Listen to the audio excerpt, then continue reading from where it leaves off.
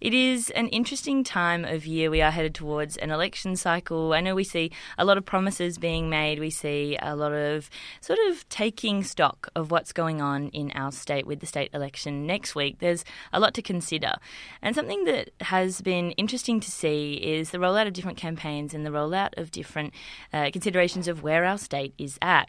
When you think about the word poverty, where do you think Western Australia comes into that? Do you think about Western Australia is my question for you this morning.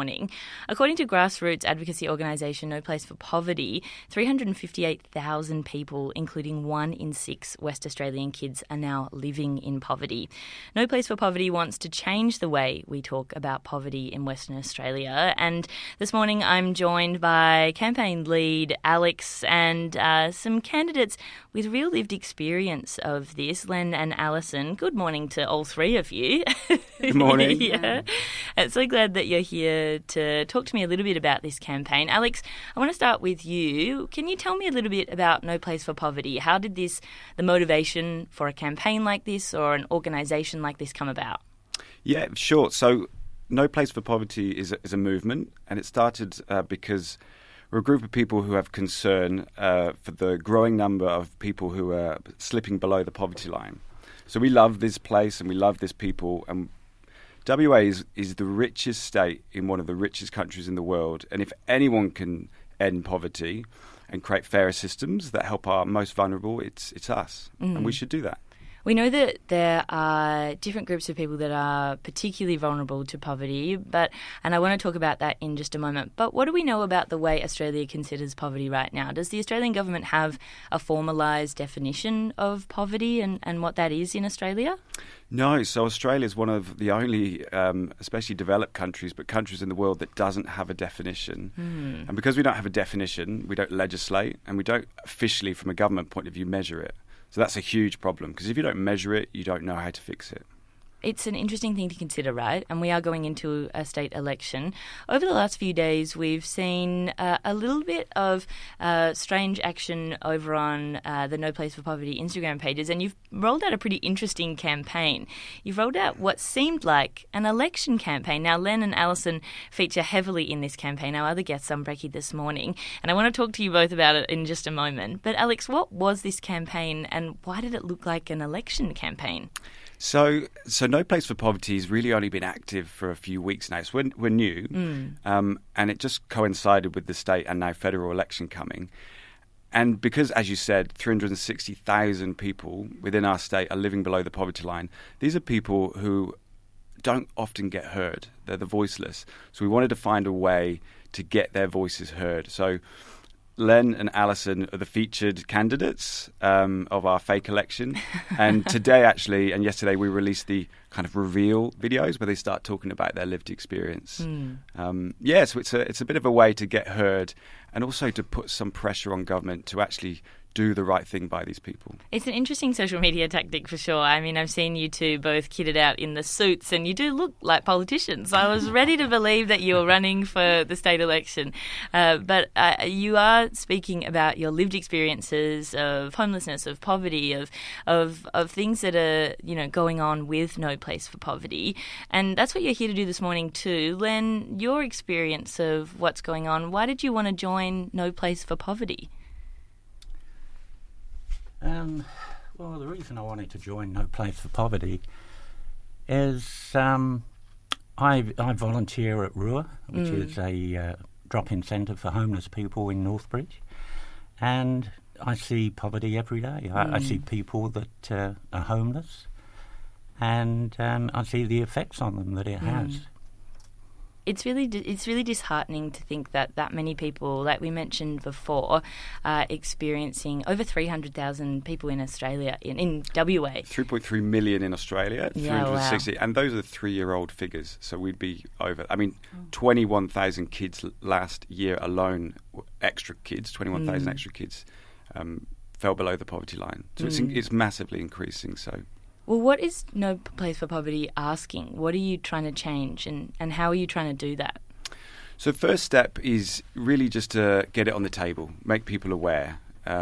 We believe that addressing these issues is not just a government responsibility, although that's definitely the case. it's an everyone responsibility. But before people can do anything, they need to know about it. So No Place is a place you can come to be aware and to understand who it's impacting and how it's impacting actually us all by having an unfair system. And I can talk more about that if you like. And then there's two things you can do. You can join the advocacy, the campaigns that we're supporting, and also you can do something yourself, like you can volunteer. And we've got some partnerships if you go to our website, noplaceforpoverty.org.au, there's a Take Action section, and we've got a couple of partners that you can join forces with and do some good in your local community. In a survey of over 500 West Australians, you found that 85% of respondents agreed that Australia should be a country that looks after those in need. And I guess that responsibility, does fall among the people in power that have the power to make change in government, but also among everyday Australians. And I like that you've brought both of those in there. Public attitudes do seem to be a huge part of this, and I love that the fake election campaign kind of touches on this and tries to get people involved in the narrative a little bit more. Alison, how are you involved in this campaign? How did you come to be a part of No Place for Poverty? What does a campaign like this mean to you? So I've lived under the poverty line for a very long time. I raised 3 granddaughters on a disability support pension. Wow. Because I was left with not a lot after a divorce, and also I've had a very big medical journey with cancer. And so when the children came into my care, I put them first, and even when I felt well enough to get work again, I couldn't. And so I had to stay on the disability support pension and raise these beautiful girls. And so I've just learned to live in a very frugal way, but it's not the best way that anybody would think that they would live in their 60s, nearly 70s. And I just wanted to be part of something that was integral and something that was driving change, in a better way than we've known.